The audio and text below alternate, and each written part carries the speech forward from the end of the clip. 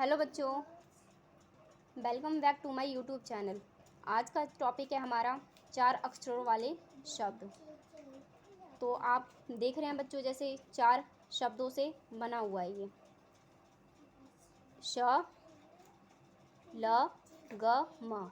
ठीक है, क्या बना हुआ है ये? शलगम। शलगम।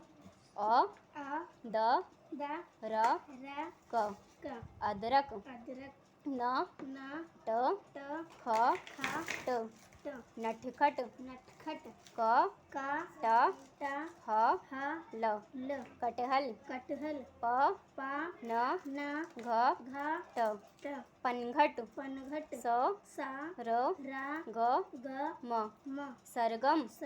ख ट म ल खटमल। स र प ट सरपट। म ल ल मलमल। ब र ग द बरगद। अ च क न अचकन। झ ट प ट झटपट। झटपट। Thank you.